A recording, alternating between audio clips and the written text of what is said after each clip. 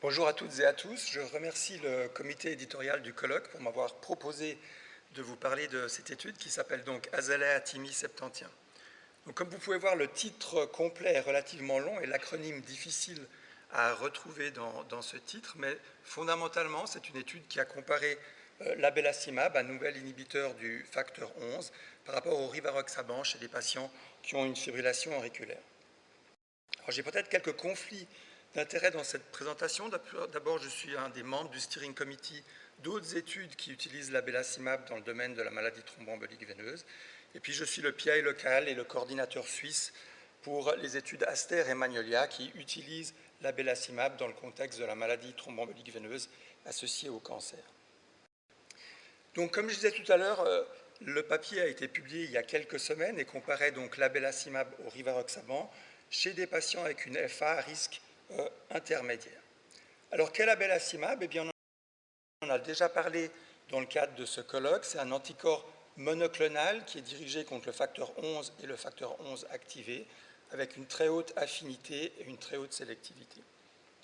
Pourquoi utiliser comme anticoagulant ou tester un inhibiteur du facteur 11? Eh bien, on a des données épidémiologiques qui montrent que les patients qui ont un déficit en facteur 11 congénital sont protégés de la maladie thromboembolique veineuse. Ils sont aussi protégés des événements artériels, mais dans la vraie vie, ils saignent relativement peu. Et je vous montre ici ce schéma, alors vraiment extrêmement simplifié de la coagulation, qui a néanmoins fait un petit peu le tour du monde dans le domaine de la thrombose et l'hémostase, qui vous montre que simplement les anticoagulants qu'on utilise actuellement, la warfarine, donc les antivitamines K, ou les anticoagulants oraux de nouvelle génération, inhibent des facteurs qui ont un rôle très important dans l'hémostase physiologique. Et l'idée de cibler plus haut dans la cascade de coagulation, donc le facteur 11, c'est l'idée d'un petit peu, l'idée théorique de découpler cette cascade et de protéger l'hémostase physiologique, mais d'inhiber la thrombose pathologique. Alors évidemment, c'est un concept, il faut démontrer maintenant que ça peut réellement marcher avec nos patients. Il y a plusieurs classes d'inhibiteurs du facteur 11. Aujourd'hui, je vais surtout discuter de l'abelacimab, qui est un anticorps monoclonal. Il y en a plusieurs autres. Il y a ensuite des petites molécules comme l'asundexian et le milvexian. Je dirai un mot de l'asundexian à la fin de mon exposé, qui ont l'avantage d'une prise orale, ce qui n'est pas possible avec les anticorps monoclonaux pour l'instant.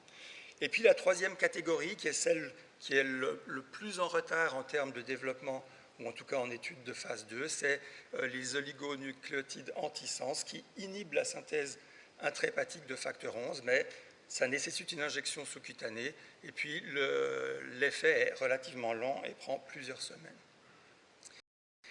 Qu'est-ce qu'on a comme données avec l'abelacimab pour l'instant? Eh bien, on a essentiellement cette étude de phase 2, où 3 doses différentes d'abelacimab avaient été testées en comparaison avec l'enoxaparine chez des patients qui avaient bénéficié d'une prothèse totale de genou. Et vous voyez que la dose de 150 mg d'abelacimab s'était démontrée supérieure à l'enoxaparine pour prévenir des thromboses phlébographiques chez ces patients qui avaient bénéficié de cette intervention. Si je reviens maintenant à l'étude Azalea timi, eh bien, le but principal de l'étude, c'était d'évaluer la sécurité de l'abelacimab par rapport au rivaroxaban chez des patients avec une fibrillation auriculaire à risque modéré ou élevé.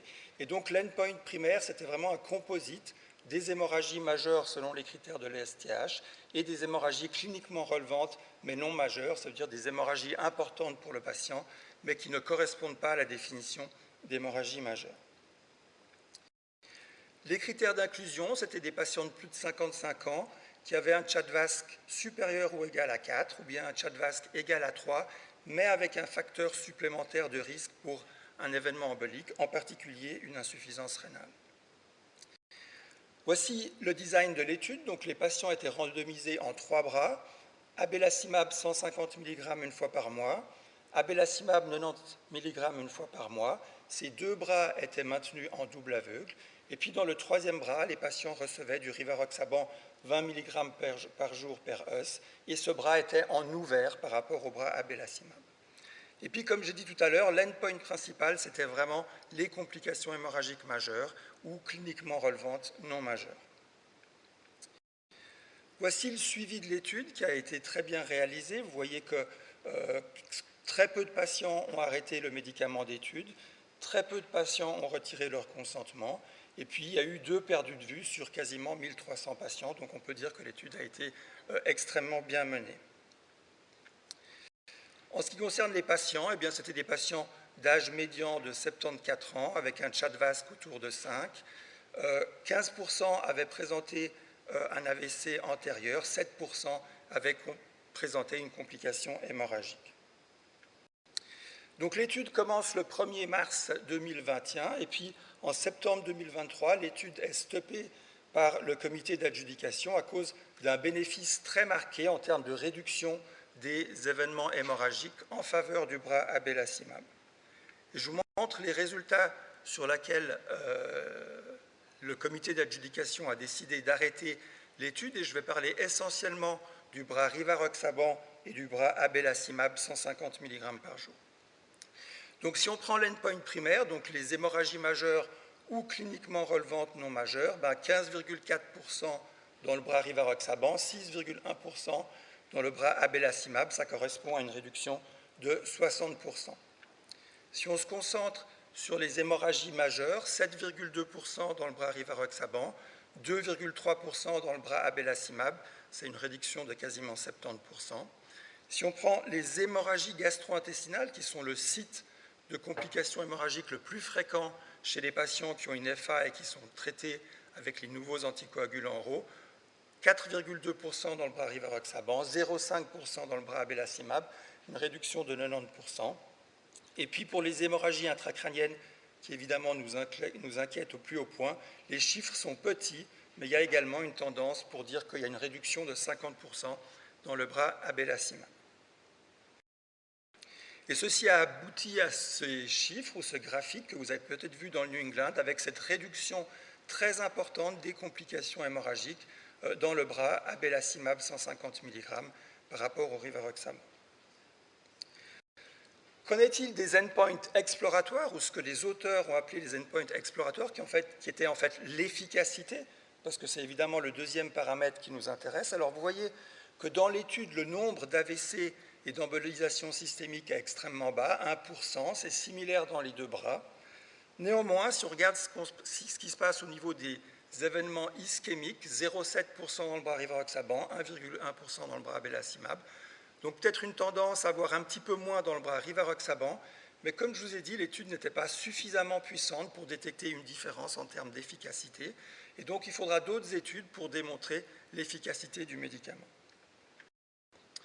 Qu'en est-il en ce qui concerne l'inhibition du facteur 11? Elle était très forte avec les 2 doses d'abelacimab, comme vous pouvez le voir ici.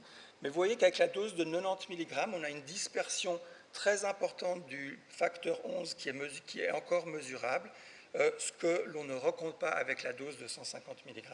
La dose de 150 mg est par ailleurs la dose qui a été choisie dans les contextes à très haut risque thromboembolique, et donc typiquement la maladie thromboembolique veineuse associée aux néoplasies.